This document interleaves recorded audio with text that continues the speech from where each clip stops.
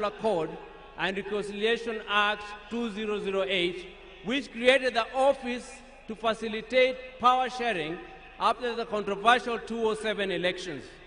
Earlier, he had served as Member of Parliament for Lang'ata constituency within the city of Nairobi from 1992. However, the hallmark of Raila's life and career was not in executive mansions and offices. It was in the struggle for freedom and democracy in Kenya and across Africa, many times telling the continent's dictators to set their people free. It earned him outright enemies, cynical friends, and admirers in Africa and beyond. It is this record that saw him appointed Special Peace Envoy of the African Union in February 2011, following the post-election crisis in Cote d'Ivoire. He juggled politics, entrepreneurship, scholarship with ease. Besides his career in politics, Mr. Odinga is also a successful businessman and entrepreneur, having founded the flagship family business, East Africa Spectre, a manufacturer of gas cylinders for Kenya and the East African region. Subsequently, he founded Spectre International, also known as the popularly known as the molasses plant. Before that, he had taught at the University of Nairobi's Department of Mechanical Engineering between 1970 and 1974, and served at the Kenya Bureau of Standards, which he was instrumental in establishing. Even as he pursued all these careers, Raila understood that social, political, and economic changes in our country came through politics, and that although all politics is local, politics is also substantially international. So even as he appeared to be rabble-rousing in the trenches of Kibra and Kondele, he understood that an hour comes when he needed to dust himself off and sit in boardrooms or take a plane to global capitals to negotiate politics and policies. He did that effortlessly, moving from dusty Kamkunji grounds to a meeting in diplomatic circuits of the country within the hour. It was normal for Raila to be tear-gassed, water-hosed, and even shot at, only for him to show up at the boardroom for meetings with his tormentors as if torture at the field did not happen. He understood the place of man-to-man negotiations in the quest to influence policy and power. Raila disagreed fundamentally with many politicians about the state of the Kenyan nation and how to transform it. But those disagreements never stopped him from sitting down with those he disagreed with or sympathizing with the views of fellow politicians. Raila believed in political parties as vehicles for advancing democracy and good governance. It is upon this belief that he was founder member of the Forum for Restoration of Democracy, FORD, later FORD Kenya in 1991, the National Democratic Party, NDP, in 1996, and the Liberal Democratic Party, LDP, in 1997. And in 2005, his present political vehicle, the Orange Democratic Party of Kenya, ODM.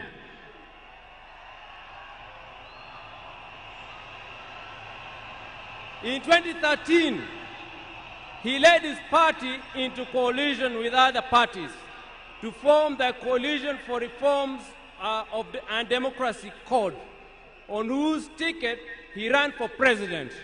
He challenged the election results at the Supreme Court, which ruled in favor of his opponent. He accepted the verdict and took up the leadership of the opposition. He contested the 2017 presidential election on the ticket of the National Super Alliance, NASA, which election ended up being nullified by the Supreme Court, but he stayed out of the subsequent contest. Mr. Odinga was again picked by his coalition, Azimio la Umoja One Kenya Coalition Party, for the presidency in 2022. whose results were confirmed against him by the Supreme Court. He accepted the verdict and has led the opposition coalition. Raila's early life prepared him to be a consummate African and citizen of the world, with early education in Kisumu and Siaya before leaving for Germany, where he began his high school education at the Herder Institute of Leipzig. He later transitioned to the Otto von Gutenberg University in Magdeburg, in the then East Germany, where he obtained a Master of Science in Mechanical Engineering, specializing in production technology. In February 2024, Raila visited and extensively toured the two institutions, reliving his days there and recalling that when he arrived in Otto von Guerre, there was not more than 5 black students in the whole college. As a leader, Raila believed in and exercised unity, selflessness, sacrifice, collective leadership, humility, honesty, discipline, and hard work. Other than Kenya, Raila's other greater love was Africa. He celebrated the continent's potential and mourned its poverty. He mourned the death of leadership on the continent and felt the pain of its people being left behind by less endowed regions of the world because of failure of leadership. Indeed, the last major political project Raila quietly embarked on just days before his death was a third biography dedicated purely to Pan-Africanism and what needs to be done to take the continent forward. In October 2018, Raila was appointed as the African Union High Representative for Infrastructure Development in Africa. He moved into the position with the swiftness and certainty of fish in water. He named the continental highway networks corridors, railways and airports as if they were in Kenya. He was at ease with Africa's trade deficit figures in comparison to other parts of the world. In politics, Raila communicated the importance of reconciliation, forgiveness, and putting country over self. He forgave his jailers and worked with them to move the country forward. He emphasized that building a progressive country demanded leaders rise above anger and desire for revenge. He also believed strongly that preservation of a nation requires the triumph of pragmatism over ideology, that when the nation is under extreme threat, leaders must embrace extreme compromise. He believed power was not an end, but a means to an end. It should be used towards the desired end. He believed that power should be used to ensure the existence of the nation, not the demise of the nation. He wanted power to be used to ensure progress, prosperity, and peace of and among nations, and not for any causes that would yield contrary outcomes. We will cherish Raila's memory in the heart of our nation, and I believe in the hearts of many African nations. Fare thee well, our champion, our freedom fighter, our Baba. You have fought the long fight. You have finished the odious race. You have kept the unshakable faith. Your work here is done. The struggle continues. Rest in peace and rest in perfect and eternal peace. Thank you, Baba. Long live the King!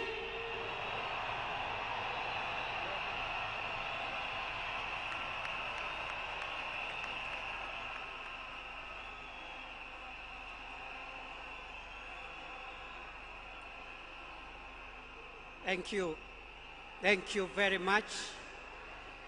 We are going now to receive the following family members to eulogize their father, Winnie Odinga, Raila Odinga Jr., Rosemary Odinga, and later on, Mama Ida, and Mzee Senator Dr. Oburu Oginga will close that chapter on the family tributes.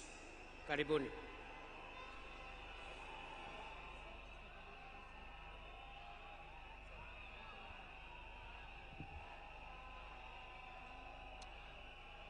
Hello? Hello? Hello?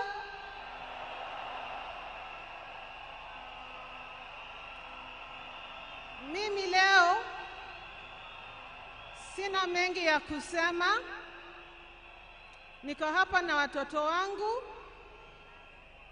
Huyu ni mtoto wangu wa kwanza, anaitwa Safi. Na huyu ni wangu wa pili, anaitwa Senai. Niko na mandugu zangu huko nyuma, Junior na Winnie, na my cousins pia wako hapa. Leo ni siku wa uchungu mwingi sana kwangu mimi. Najua nyinyi pia mnasikia uchungu mwingi sana.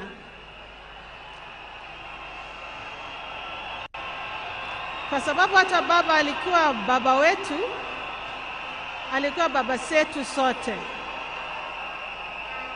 Naomba niseme machache kwa Kiingereza tafadhali. Because all protocols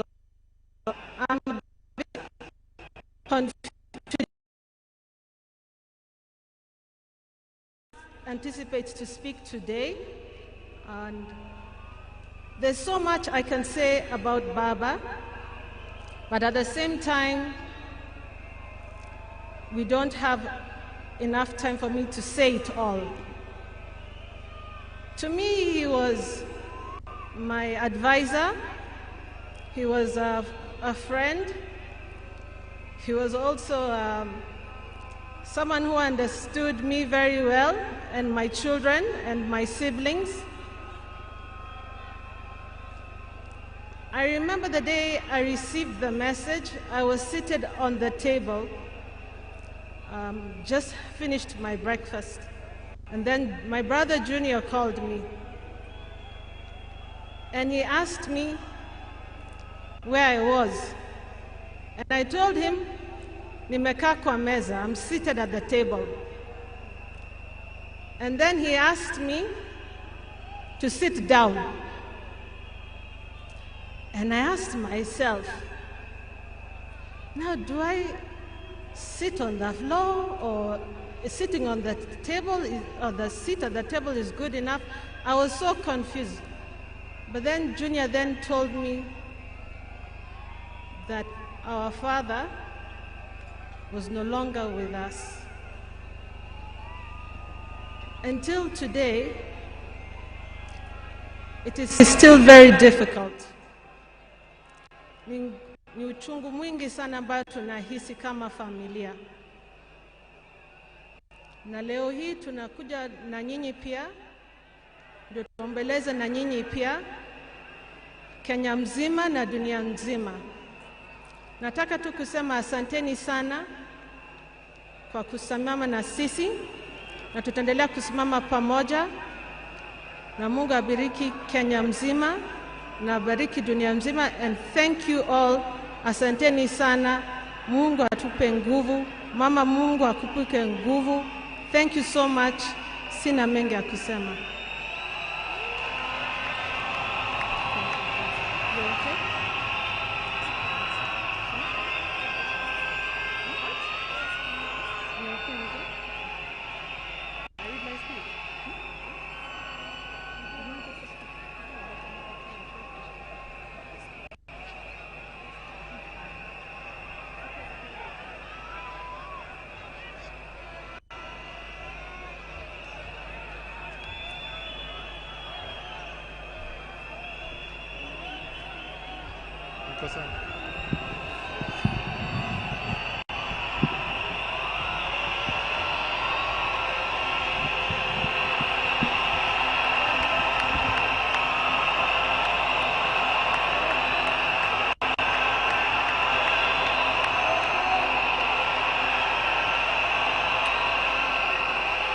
Sawa. Haya. Haya. Okay. Tulia, wacha nisome. A tribute from Raila Junior Odinga. My beloved mom, my sister Rosie and Winnie, my extended family, excellencies, distinguished guests, my fellow Kenyans, since I learned of my dad's demise, I have organized over how to best mourn him. My father was many things to me, to many people, but to my siblings and I, he was simply Dad. Dad embodied resilience, courage, and unwavering commitment to the ideals of freedom and justice. He always stood for what he believed was right, sometimes at great family cost and personal cost as well. He was my hero.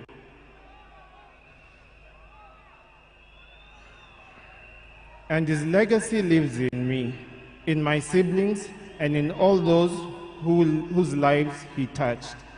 I am my father's son. And that is why I will continue to fight for values he believed in: justice, fairness, and service to others. I am very alive to the fact that my brother Fidel is gone. I remain the gentleman of the family. Dad, I want you to assure you that I will take care of our family, Mom, Rosie, Winnie, and your larger political family too. Erokamano.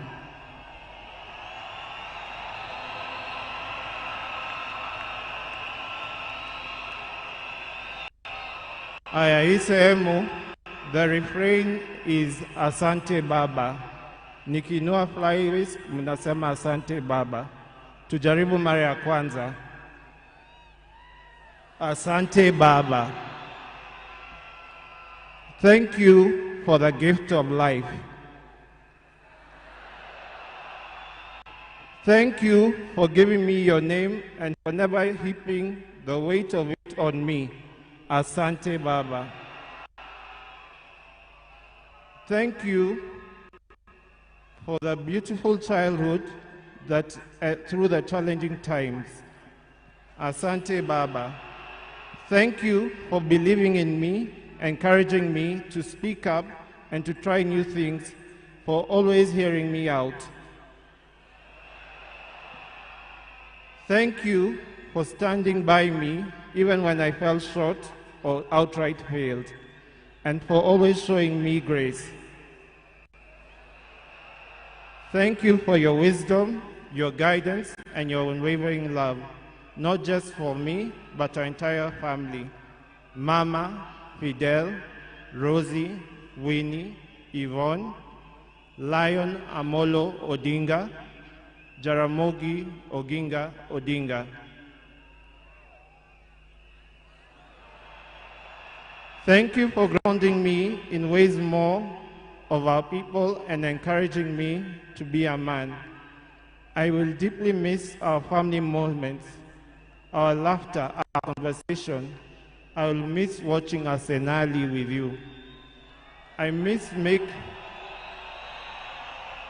Arsenali.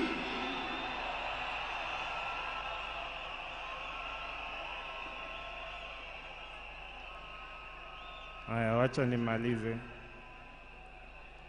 I thank God for you and for everything you have meant to me. You have run your race with honor, and may grace now lead you home. May the ancestors receive you and rest well. Nindikwe, Baba Aheri, Asante Baba, Asante Baba, Asante Baba, Joey, Joey, Joey.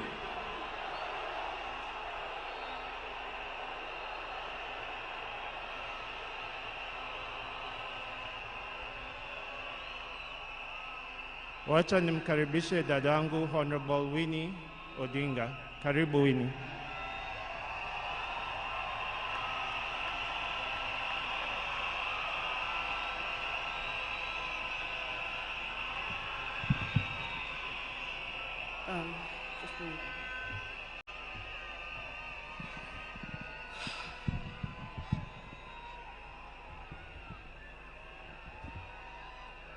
Hey.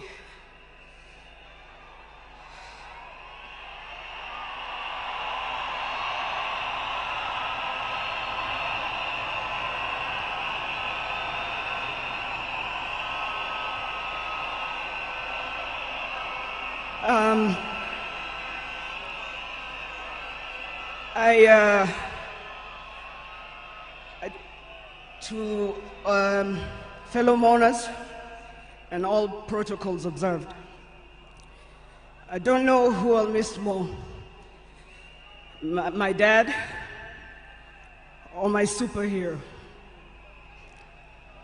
I've been the luckiest girl in the world because you are my dad. Only 3 other human beings were as lucky as me: Fidel, Rosie, and Junior.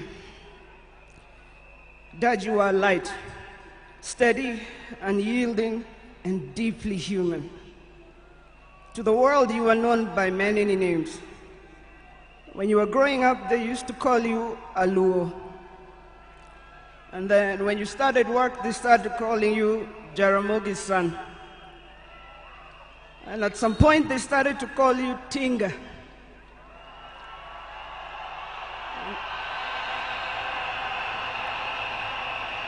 At another point, they started to call you Aguambo.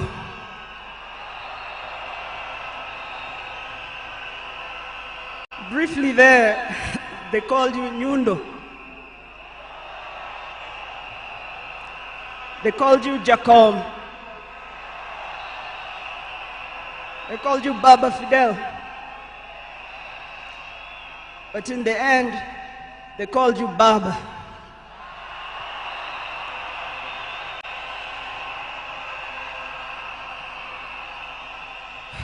To me, you were simply Dad. A man whose presence froze rooms around the world. Our home was the Vitendawili testing ground, filled with trivia, quizzes that challenged the 4 of us, in a good way sometimes. When I learned that you willed to be buried in 72 hours, I laughed. Good old Dad. Testing and planning for all of us, even beyond the grave. I can see you now laughing in your heaving manner. I can see you laughing at all of us, knowing that your wish will be done. To my fellow mourners, I learned from him that love for country is not just in words, but in sacrifice. That justice must be pursued even when the path is lonely. The true leadership is service and not power. Millions of you are in despair, but take heart, because he left a plan for you too. He led all of us, he taught us, he carried us. We know what he expects from us. We shall rise together in his honor. I watched him at his best. I watched him fall and rise again, each time with grace, forgiveness, and hope. At home, he was gentle and humorous. He loved storytelling, music. I think you know the favorite song. Down the bay, the mountain top, where the sun shines on a mountain top. I took a trip on a sailing ship, and when I reached India, I made a stop. But I'm sad to say I'm on my way. Won't be back for many a day. My heart is down, my world is turning around. I had to leave a little girl in Bondo town.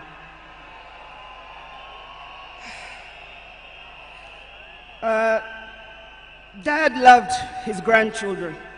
Safi, Fidel's son Alai, Junior's son Lion, Sanai, and Jaramogi. He loved you with all his heart. Even in the busiest moments of national duty, he would send me to check on all of you. I now know it was to remind us to stay grounded, for me to teach you how to dream boldly, and to always stand firm for what is right.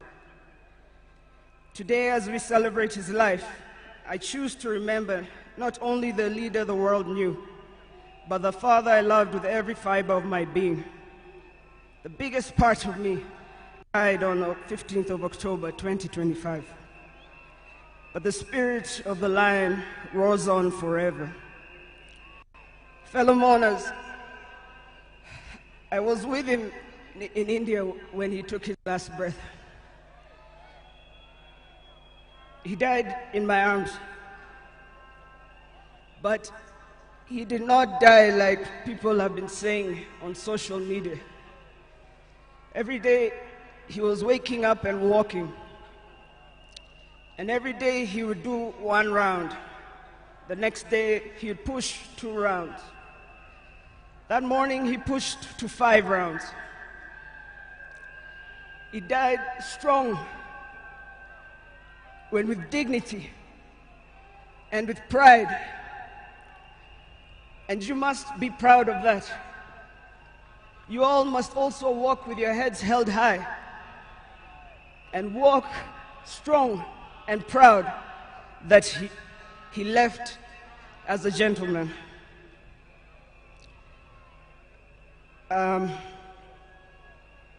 As a family, we want to thank all of you, from Turkana to Lamu, from Isiolo, Mandera, to the shores of Lake Victoria. Asanteni sana. The king is dead, but long live the crown. Joey! Joey! Joey! Joey! Rest in peace, Dad. Asante.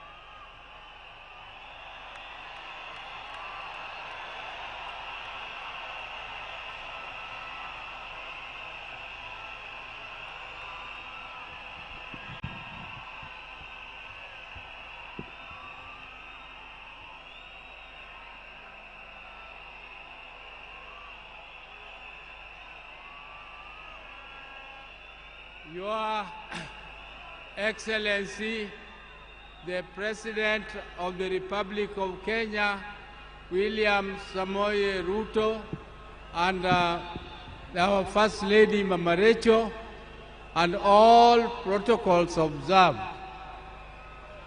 I have a very heavy heart to say farewell to my dear brother. Raila was more than a brother to me. He was my friend, he was my age mate, he was my advisor, and he was my confidant, and he was everything, including business partnership. We grew up together more or less as twins, because the difference between me and my brother is only 1 year and 2 months. And unfortunately, my brother passed on my birthday, which is 15th October 1943.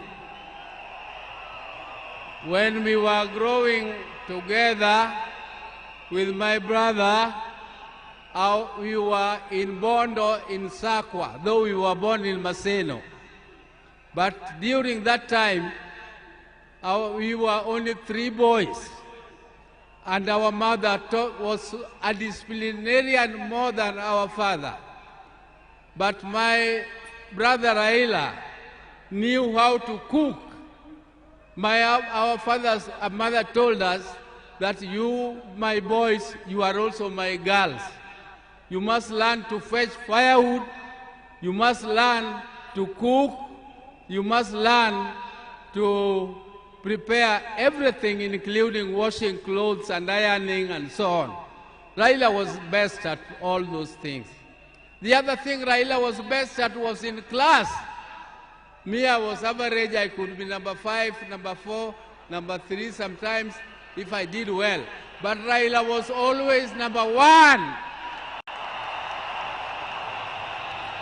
He was always number 1 in class. And I also want to tell you that Raila was a sportsman. He was a sportsman. He used to do what we were calling triple jump. He used to play football, and he used to do pole vault. But I was better than him in jumping and in pole vault. I want to tell you that my brother loved justice from the beginning. He loved to hear news. And one day he was late in school, and when the teacher asked him what he was doing, he said he was still listening to the radio. He wanted to hear news. And he was only at standard 3, standard 4. So Raila was a no-nonsense man. He entertained no mediocrity. Raila did not want mediocrity.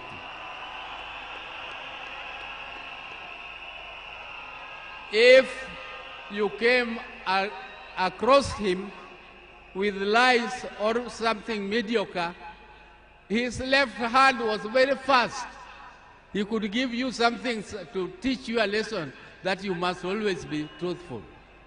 He protected me and my brother, the later Gola, because he was more brave in confronting anybody who attacked us.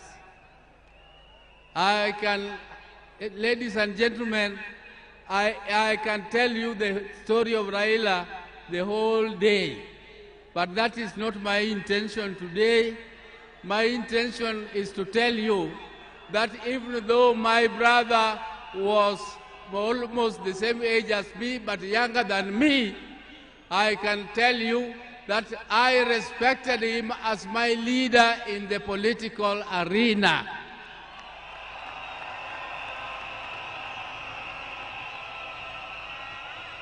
And I want to thank my party, ODM, for making me the acting party leader of ODM, the oldest and the largest party in East and Central Africa. I will take that mantle with vigor, and I must assure you, my colleagues, that I will not disappoint. Even though the shoes of Raila are too big to be filled. But I just want to try my best. I want to try my best. And now I would like to inform you that I'm also with my wife. My wives, I am a general. I have 2 of them. If I don't introduce them to you, they might feel jealous and refuse to give me food. There's my elder wife, Dr. Ann Ayo Oburu, is here. And come. This is the lady who took me out of boyhood. She is a doctor. She is a pediatrician, and she is the one with whom we grew together. But I thought that now, at my age, I don't want her to scratch me. I don't want her to massage me. So I brought her helper, Judith Oburu. Judith Oburu.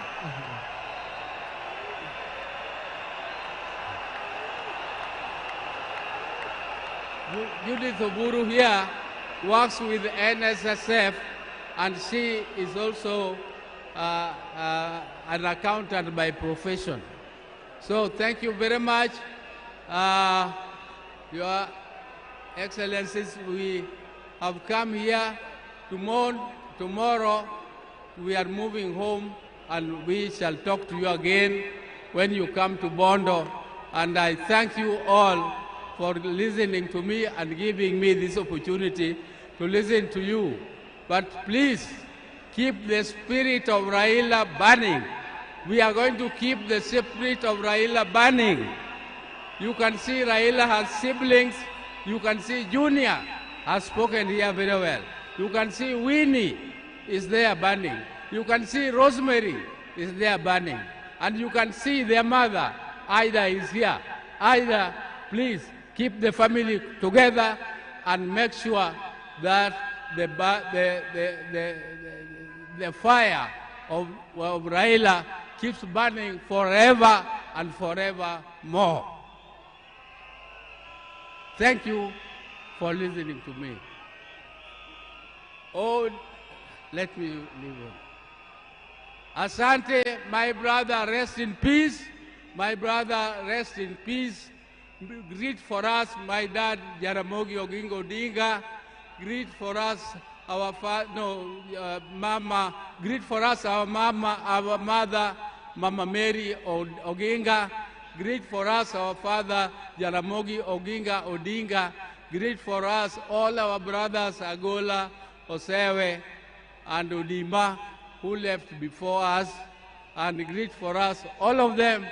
And I'm sure God the Almighty is going to welcome you with his hands there, because you were magnanimous, you loved God, and you loved people. That is what God also expected of you, and you have done your best. Rest, my brother. Rest in peace. Rest in peace, my brother. Thank you.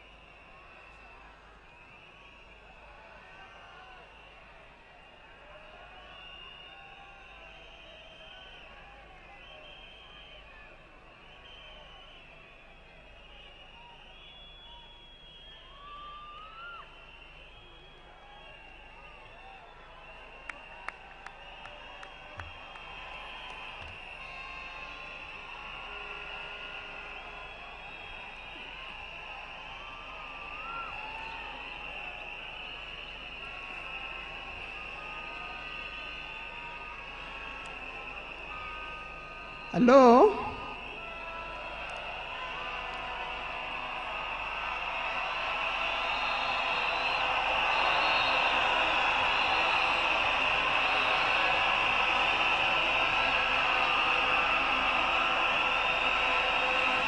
Thank you. Thank you. Thank you. To His Excellency, the President of the Republic of Kenya, His Excellency William Samoei Ruto, and Her Excellency Lady Rachel Ruto, the former President, President Uhuru Kenyatta,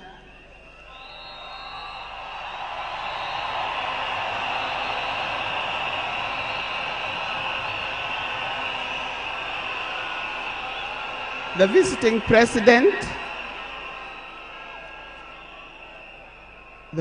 President, past and present, the Deputy Presidents, all distinguished guests, ladies and gentlemen, and watu wetu wa Kenya kwa jumla, hamjambo. Today is a very unique day. It is not every day that I would be standing here to say something to the nation and to the world about my dear husband, Raila Amolo Odinga.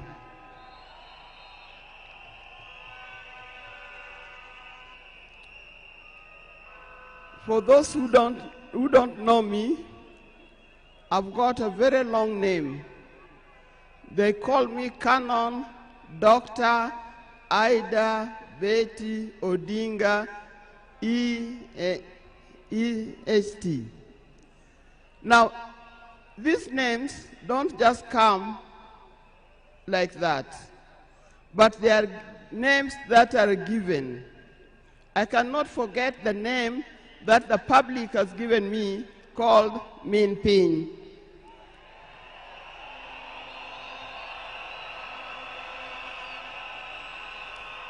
That name is a very heavy name because it is a name that puts a lot of responsibility to the owner of that name. I'm also gotten the name of Peace Ambassador. And for that reason, even before I say something else, I'd like to say something about peace. One thing that I know that Raila stood for, and he keep on repeating, is that we need peace in our nation, we need peace in our homes. And peace will not survive in a situation, in a chaotic situation. For that reason, I appeal, today I appeal, let us mourn Raila in peace. I know you are all concerned. I know you are all mourning. You are sad about this, but let's keep peace so that the peace can prevail, not only here in the stadium, but also in the rest of the country. Coming to talk about my dear husband, Raila Amolo Odinga.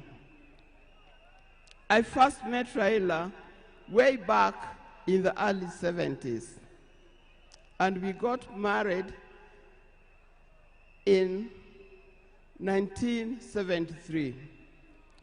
For that reason, I've lived with this man for 52 years. Many of the people that I see or who are in this stadium could have easily be our children.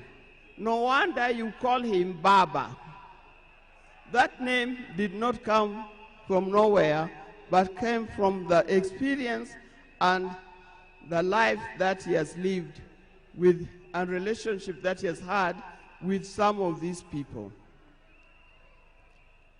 During our union, we were blessed by 4 children. First, we had the first child was called Fidel Castro Odhiambo Odinga. When Fidel was born, I was a bit hesitant the way he gives the name. I said, why do you call him Fidel? Then he said he was a great admirer of Fidel Castro, and therefore he named his first child Fidel Castro Odinga. Later, we had the second child, Rosemary, and here again, Rose is the name of my mother, and Mary is the name of his mother. We combined the 2 names together, and we call the child Rosemary. It also has a meaning to us. When it came to the third one, and he named after his best friend and his cousin called Raila Kembo, with whom they shared the name. So we ended up with Raila Oginga Odinga. Last there was a big gap, and I'll explain to you. Last came the fourth child. The fourth child, when I went to the hospital, and you know those mothers, you know, you end up somewhere in labor ward. And I was watching the television. And on the television, that's the time when Nelson Mandela had come out of prison. It was he's been there for 27 years. Raila also had been in prison, but that's not why we named her Winnie. And I was watching the television, I could see Nelson Mandela and Winnie Mandela holding hands as Mandela walked out of the gates of the prison. By then, I didn't know what kind of child I was going to get. But then I said, if it's a boy, we'll name him Wilson Mandela. But if it's a girl, will be Winnie Mandela. And therefore, Winnie Mandela arrived. And that's the fourth child. I see when you look at this naming of the children, I know these days you can name your child anything that you want, but I'll appeal to those who are still having babies. Give your child a meaningful name, because you name them people you never saw, you never heard of, simply because it saw the name written somewhere.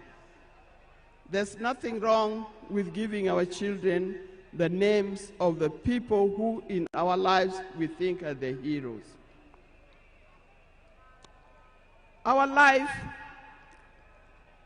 was not smooth life. Just like any other family, there's been ups and downs. But as we continue living together, we've learned how to cope, because we all have weaknesses and strengths. We learned to talk straight to one another. We learned to speak the truth, and we learned to forgive and move on. Now, that forgiving spirit was not only in the home, but is something that has spread to the Kenyan.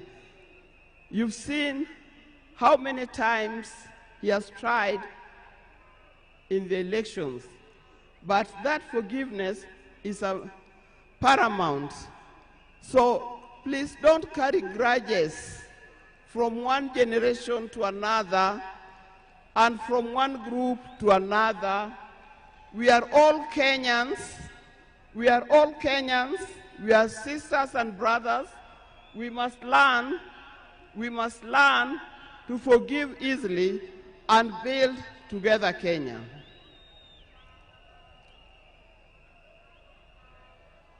Towards the end, I'll not say everything. I would like to say everything, but time would not allow. And a span of 52 years is not a short time.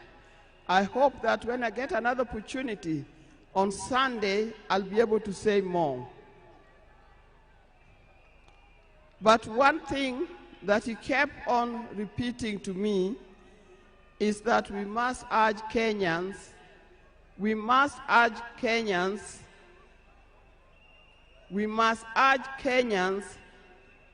to live in peace. He kept on repeating that.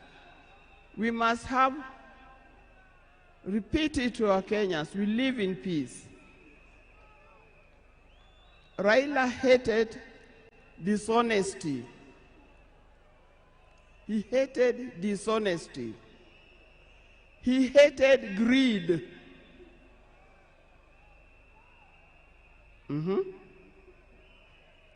The greed that have affected the main fabric of our society.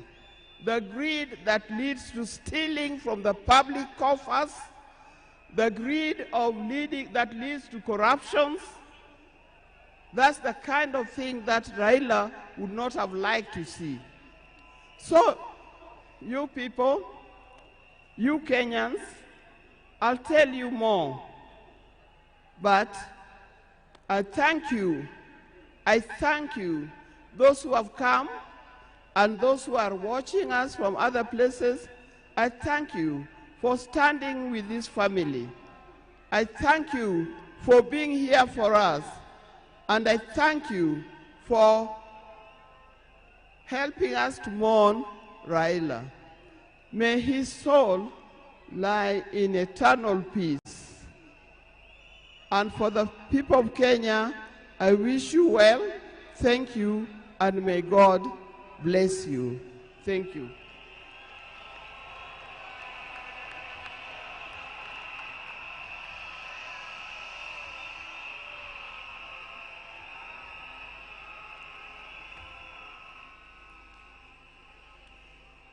Fellow mourners, we are moving towards the end of this occasion, the first part, so that we can allow a second part that is going to take place in the afternoon. On behalf of Senator Dr. Oburu Oginga, who has been the co-chair of the National State Funeral Committee for the late Prime Minister Raila, the people of Kenya and the people of the world for mourning our departed leader with dignity.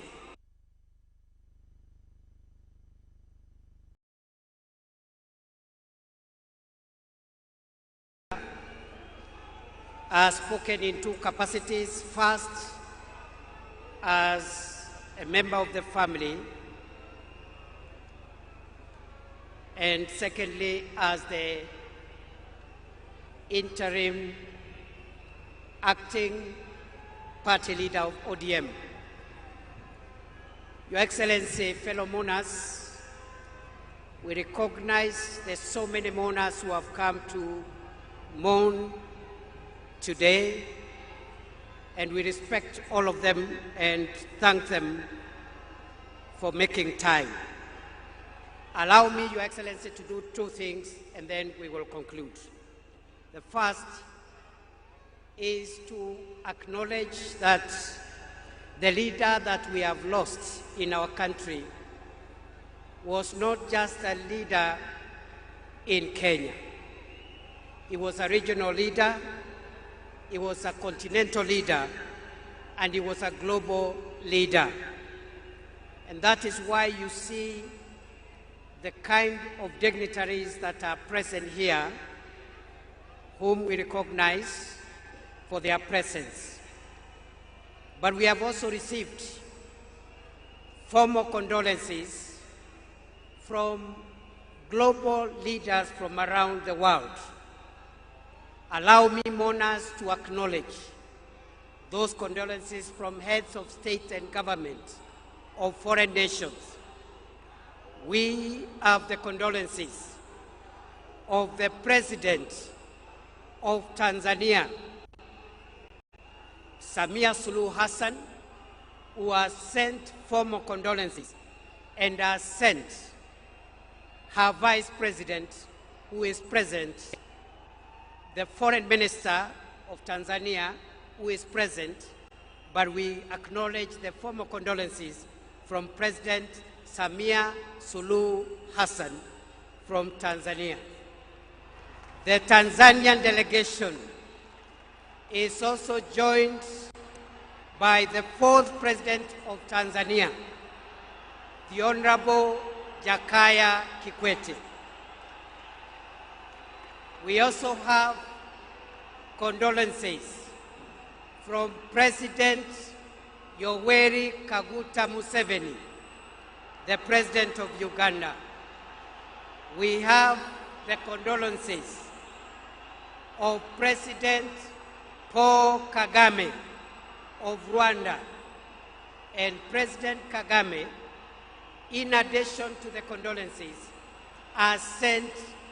the Interior Minister of Rwanda, who is present here to represent President Kagame, the President of Somalia, President of the Federal Republic of Somalia, I think has arrived after we had received his condolences, and maybe the President will acknowledge him. The Prime Minister of Ethiopia also sent his condolences.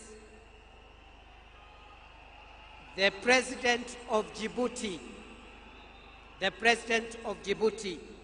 Ismail Omar Gele, has also sent his condolences. The President of the Republic of Zambia, His Excellency Hakainde Hichilema, has also sent his condolences. The President of the Federal Republic of Nigeria, His Excellency Bola Ahmed Tinubu, the President of the Republic of Ghana, His Excellency John Mahama, the President of the Republic of Burundi, His Excellency Evariste Ndayishimiye, the President of the Republic of Sierra Leone, His Excellency Julius Maada Wonye Bio, the President of the Republic of Zimbabwe, His Excellency Emerson Mnangagwa, the President of the Republic of the Gambia, President Adama Barrow, the President of the Republic of South Africa, His Excellency Matamela Cyril Ramaphosa, the Prime Minister of India, His Excellency Narendra Modi, the President of the Democratic Republic of Congo, His Excellency Felix Tshisekedi. We also are in receipt of the formal condolences of the following global leaders whom I want to mention and acknowledge. The Secretary General of the United Nations, His Excellency Antonio Guterres, the Chairperson of the African Union Commission, His Excellency Mahmoud Ali Yusuf, the Head of the European Union Delegation to Kenya. We also have the condolences of the Under-Secretary General and the Executive Secretary of the United Nations Economic Commission for Africa, the Director General of the World Health Organization, Tedros Ghebreyesus, the Assistant Secretary General of the Commonwealth of Nations, the Executive Secretary of the Intergovernmental Authority on Development, Dr. Wokne Nyayo, the Secretary General of the East African Community, Veronica Nduva. And finally, I want to acknowledge also the condolences that we have received from the following. Senator James Rich, who is the chairperson of the United States of America Senate Committee on Foreign Relations. From the United Kingdom of Great Britain and Northern Ireland, we have the apologies of the Minister for International Development and Africa, Jane Chapman.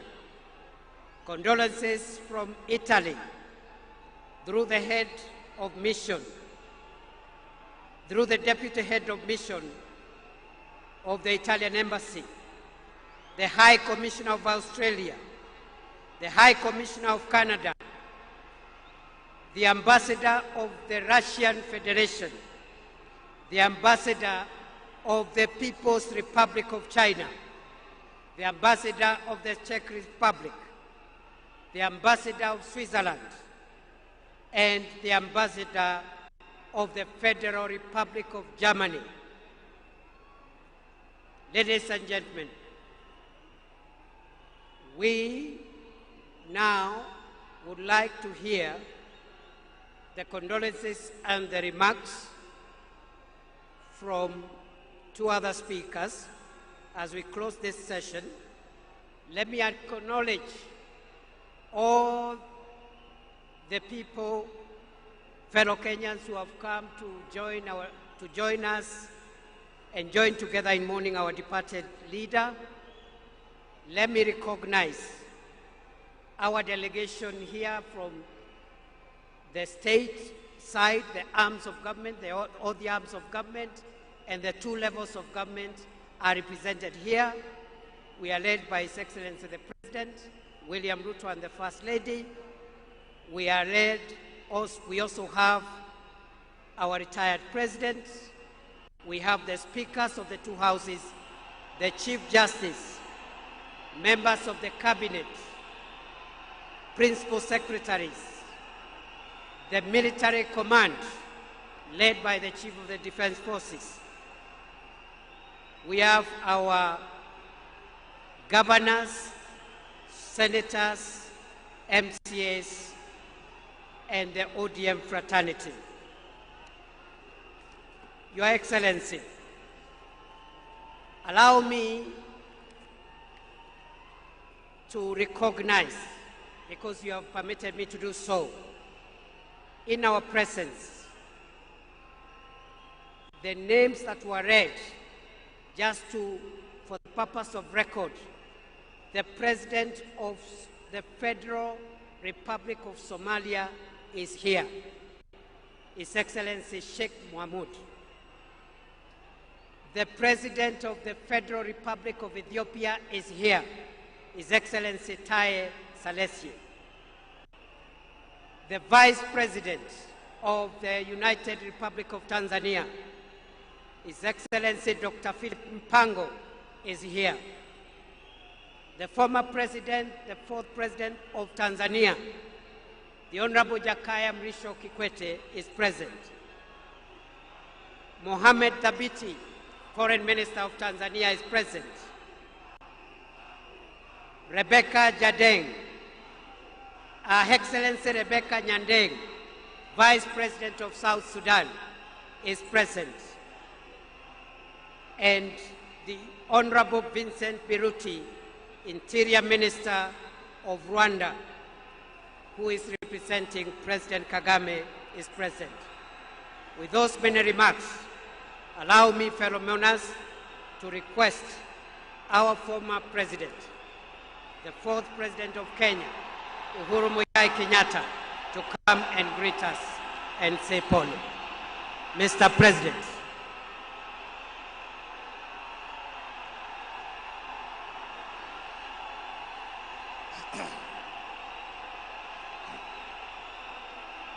Asanteni sana.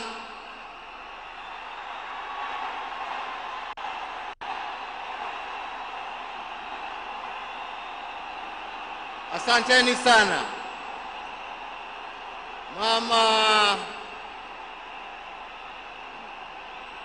Mama Aida Odinga,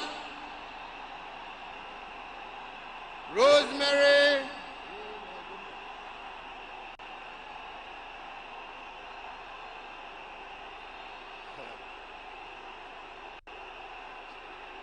Asante sana, nimeshukuru. Thank you. Asanteni sana.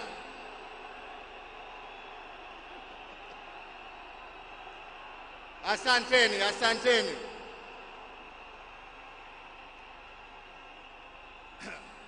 Nianze tena niseme Mama Aida Odinga, Rosemary,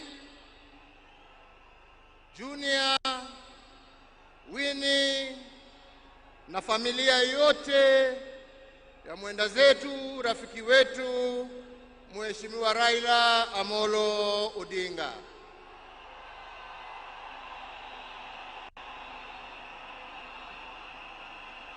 Mheshimiwa Rais wa Jamhuri ya Kenya, Mheshimiwa William Samoei Ruto na First Lady Mama Rachel Ruto, viongozi wa nchi za kigeni na majirani ambao wametutembelea kuja kuomboleza na sisi, waombolezaji wenzangu, hamjambo? Hamjambo tena. Asanteni sana. Tuko hapa pamoja kama Wakenya kusherehekea maisha ya Mkenya mwenzetu, kiongozi, rafiki yangu, lakini mimi nilimpenda kama ndugu yangu.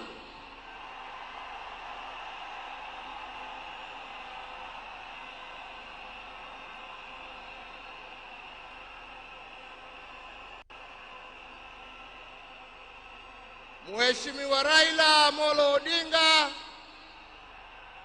vile tumeambiwa hapa, tulimjua kwa majina tofauti tofauti: Agwambo, Jacob, Tinga. Lakini kama Wakenya kutoka kona zote tulimjua na tukamheshimu kama baba.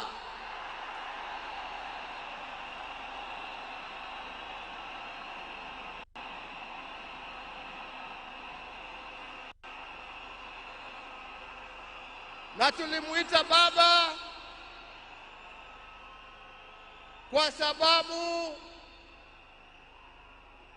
Mheshimiwa Raila Amolo Odinga alipenda nchi yake Kenya kuliko kitu kingine chochote.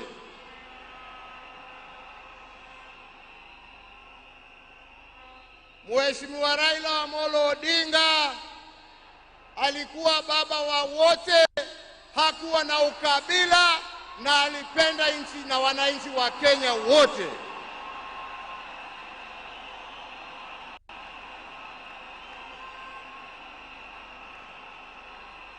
Na testimony hiyo yaoneshwa na marafiki tofauti tofauti ambao ukienda kumtembelea kwake nyumbani ulikuwa unawakuta huko. Marafiki kutoka kila kona ya taifa letu la Kenya.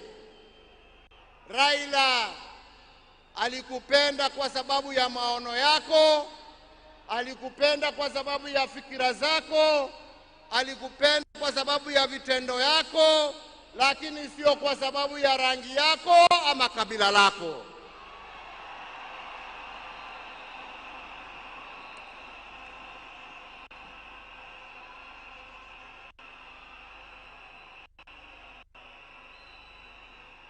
Leo hii Kenya imepoteza kiongozi ambaye historia ya demokrasia katika taifa letu la Kenya haiwezi iandikwe bila la jina la Raila Amolo Odinga kuwa nambari moja.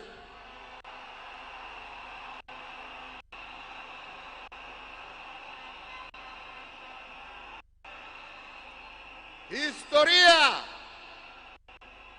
ya Kenya ya kutetea haki za kibinadamu na haki za wananchi wote haiwezi iandikwe bila ya jina ya Raila Amolo Odinga kuwa nambari moja.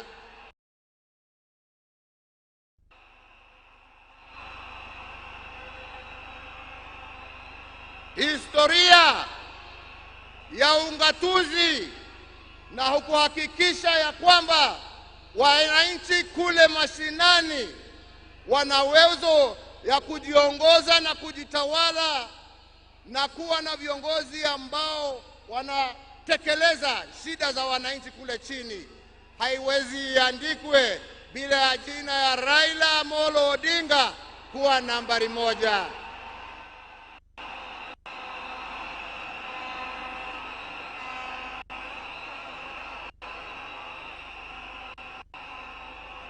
In short, nasema vipi? Nasema hivi: Raila ametuacha kimwili, lakini ndani za roho yetu, ndani ya spirit ya Kenya, ataendelea kuishi miaka na miaka tukisonga mbele.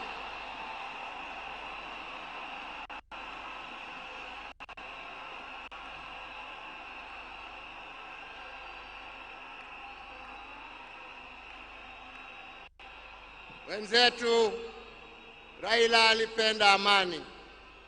Raila alipenda umoja wa taifa letu. Raila alifurahia akiona Wakenya wakiungana, wakishirikiana, wakijenga taifa lao pamoja.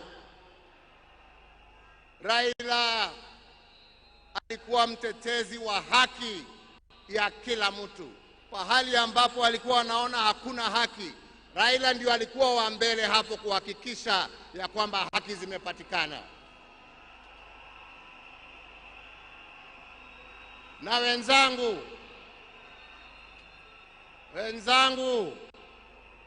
nawaambia hivi, tunakumbuka wakina Mzee Jomo Kenyatta na Jaramogi Odinga kwa kutetea uhuru wa nchi yetu.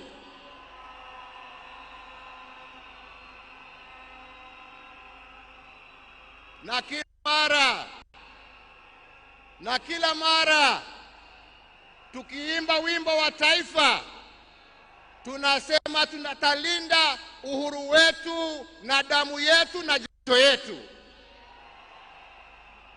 Leo hii tukiwa tunaaga baba yetu Raila Amolo Odinga, nataka pia tujiape ya kwamba hatutakubali kama Wakenya haki za kibinadamu, demokrasia na mambo yale yote ambayo Raila alitetea, hatutakubali yarudi nyuma.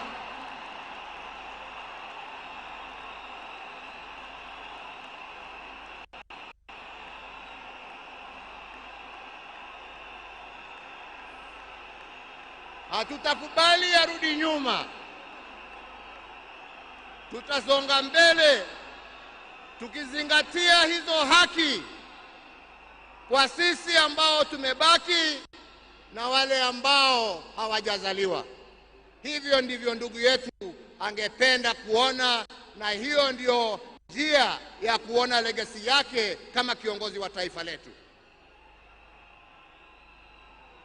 Wenzetu, sio siku ya mambo mingi.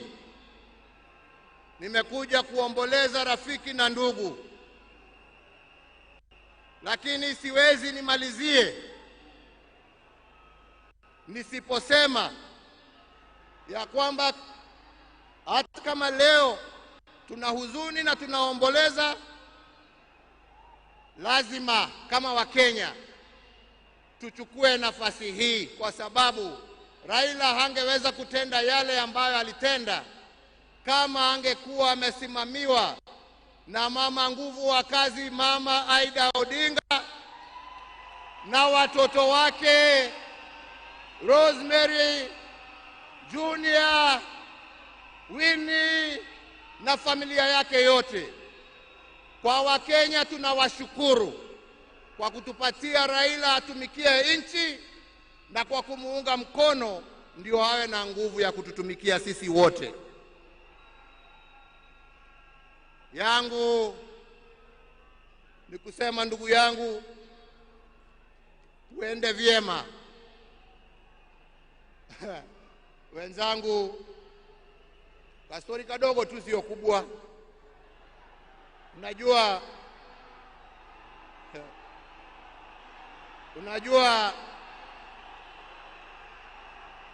saa ingine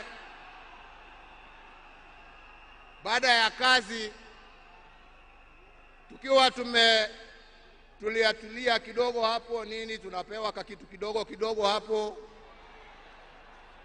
Kwani mnacheka? Mimi kitu kidogo nasema uji na chai.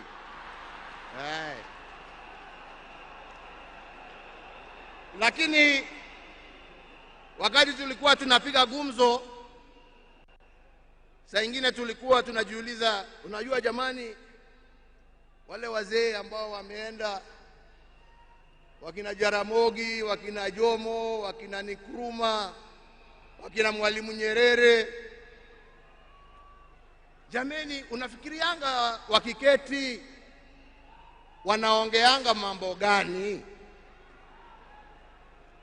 Mimi nilikuwa nasema unajua wanaongea siasa kama sisi, wanatuangalia tu na mambo hii yetu ya upuzi hapo, wanatuchekelea. Anasema lakini unajua I'm very keen kujua. Sasa ndugu yangu, umeenda mbele yangu, sasa tayari najua mnajiongeleshana huko, na sio ati niko na haraka ya kuja kuwafikia, lakini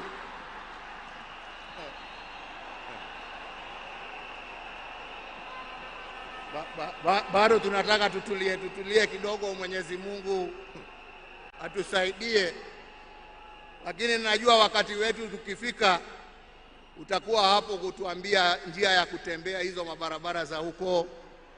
Kwa hivyo ndugu yangu, ni kuombee kwa Mwenyezi Mungu akurehemu, akulaze na amani na wenzako, ukijua ya kwamba twakumbuka wewe na yale ambao umebakisha tutaendelea nayo, na familia yako sasa imekuwa yetu, na tutaendelea kuwalinda na kuwachunga na kusimama pamoja nao kwa wakati wote. Nasema lala salama ndugu. Mungu awabariki familia yako na awafariji na awapatie nguvu, na Mungu aendelee kuibariki Kenya hii yetu, Afrika Mashariki na Afrika kwa jumla. Asanteni sana, Mungu awabariki.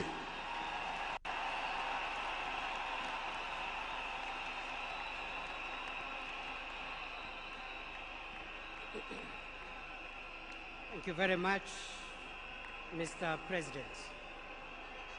Kwa sasa nilisahau kidogo kutambua uwepo wa mkuu wa mawaziri Musalia Mudavadi, jaji mkuu Martha Koome, na aliyekuwa makamu wa rais wa zamani Stephen Kalonzo Musyoka, hata yeye yako area.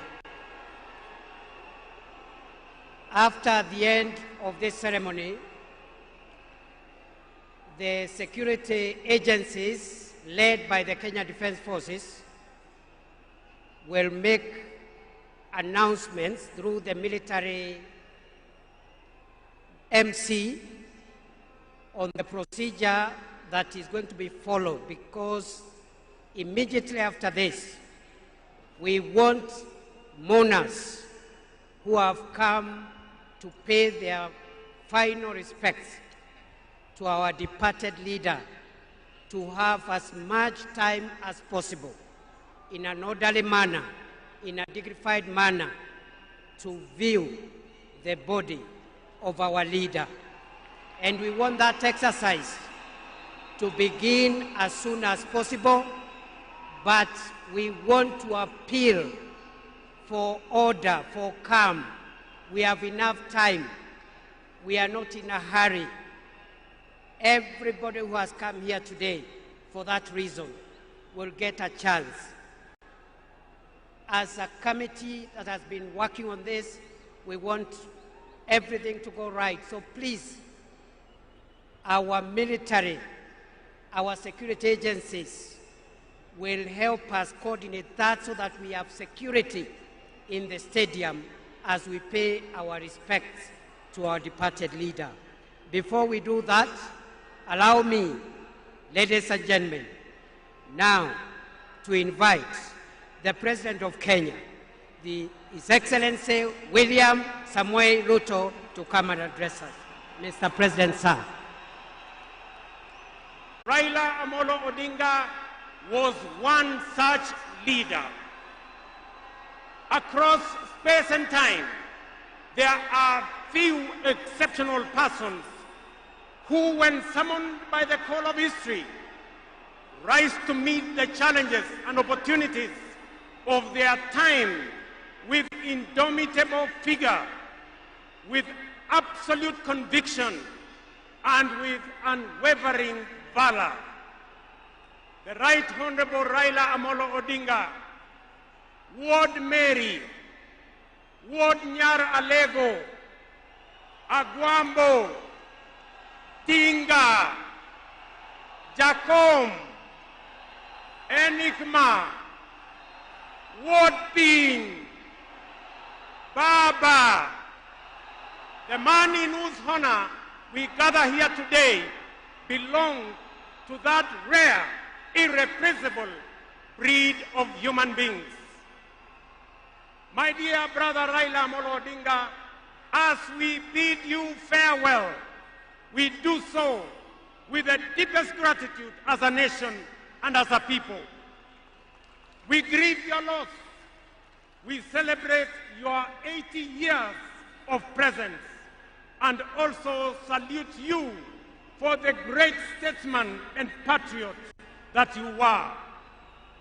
To Mama Ida and your children, Rosemary, Raila Jr., and Winnie, as well as the larger Odinga family, led by our elder brother, Senator Dr. Oburu Odinga, please accept the nation's most heartfelt condolences on this immense loss. Kenya stands with you in this moment of sorrow. We share in your inexpressible grief, but we also share in your pride for your husband, your father, your brother, and your kin, who belonged not only to you, but also to us.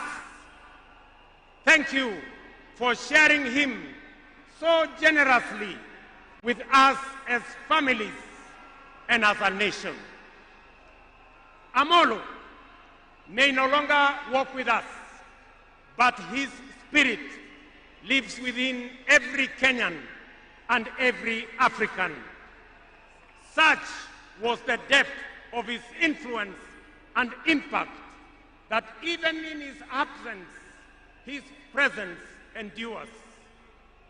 Fellow citizens, we gather here today not just to mourn the passing on of Baba, but celebrate his purpose, his vision, and his ideals. He walked among us as a man, but he also charged among us as a movement for change, a movement for justice, and a movement for inclusivity, and a movement for a greater and better Kenya. Allow me, fellow citizens, at this solemn moment, to also speak as an ordinary Kenyan, a father, a brother, and a fellow traveler in the journey of our nation's history. I have come a very long way with Baba. When I stood by him with the other Pentagon members at a defining moment in his and our nation's history, I neither knew that one day we would find ourselves on opposite sides, nor could I have imagined that years later he would stand by me, this time to steady the nation and to help anchor my leadership, culminating in the birth of the broad-based government. To you, Baba, I owe you, and I am truly and eternally grateful that our paths crossed and that we shared this journey together. We have been both collaborators and competitors, friends and rivals, but always patriotic Kenyans, united by a dream greater than ourselves, a dream bigger than any partisan divide, a dream of a united motherland called Kenya. As I have reflected on Raila's legacy following his passing, I have entertained no doubt in my mind that history will judge him fairly and kindly, because whenever the nation needed him to rise above self, he always did unreservedly. Whenever Kenya needed reason, he became the voice of reason courageously. And whenever the country needed a hand of reconciliation, he offered it without hesitation. Perhaps one of the greatest lessons he taught us was this: in the noble task of statecraft and nation building, there is room for all of us, competitors and collaborators, rivals and allies, bound together by one higher purpose, the greater good of our republic.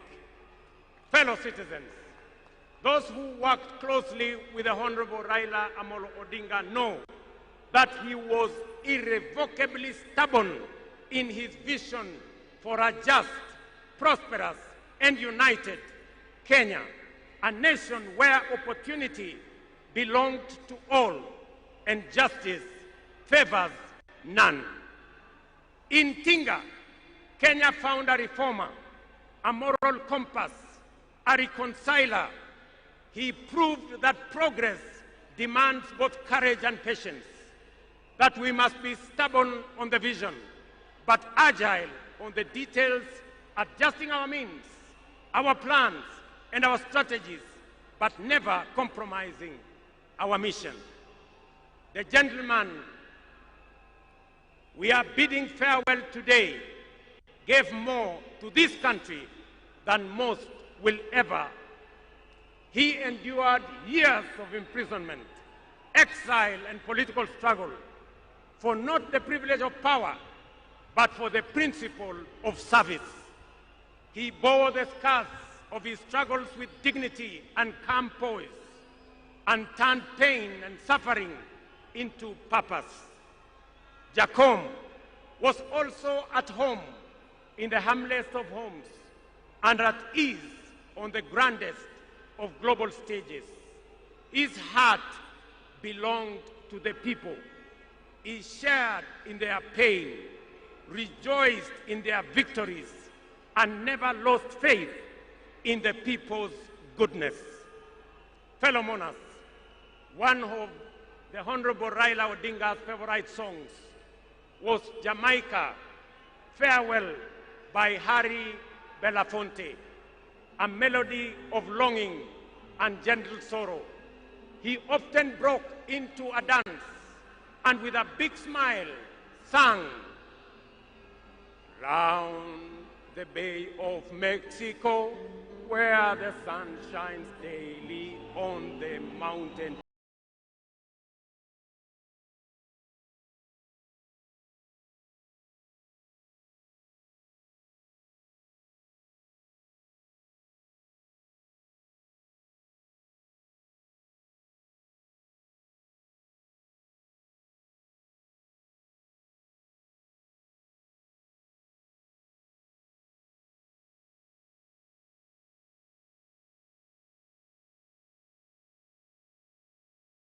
Thank you very much. Today, those words ring with profound meaning, significance, and impact. Our elder statesman, the Honorable Raila, is sailing on a ship, not to Jamaica, but to home beyond. He will not be back with us for many a day. He leaves behind many little girls and boys, not in Kingstown, but here in Nairobi, in Kisumu, in Mandera, in Vihiga, in Mombasa, in Kakamega, in Wajir, and in every village and valley across our land. Baba has finished his race. He has kept the faith. He has served his people and humanity. It is our solemn prayer to the Almighty God that the soil of the land which Honorable Raila so tirelessly served shall embrace him with grace, that the nation he sacrificed for shall eternally cherish his memory, and that the people for whom he fought for shall carry his dream forward.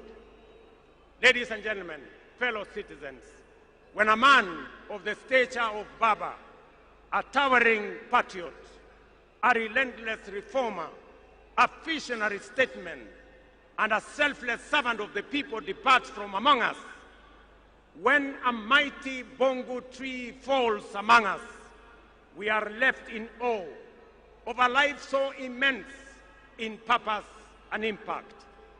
And in that quiet moment of both boundless gratitude and unfathomable grief, we are rightly bound to ask, from where shall another like him rise? Ladies and gentlemen, there was and there can only be one Raila Amolo Odinga, a man of great courage, a man that made sacrifices, and a man who had a big heart to forgive even when he was wrong. May the Almighty God comfort his family, and may the soul of the Right Honorable Raila Amolo Odinga rest in eternal peace. Asanteni sana, na Mungu atubariki sisi zote, and God bless our great nation. Thank you very much, and I want to thank all the dignitaries who have come to condole with us. Asanteni sana, tutawaona mbele katika safari ya kumpumzisha huyu shujaa kiongozi wetu Raila Amolo Odinga. Asanteni.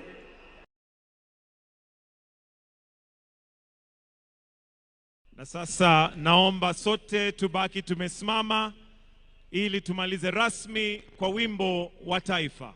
Wimbo wa taifa.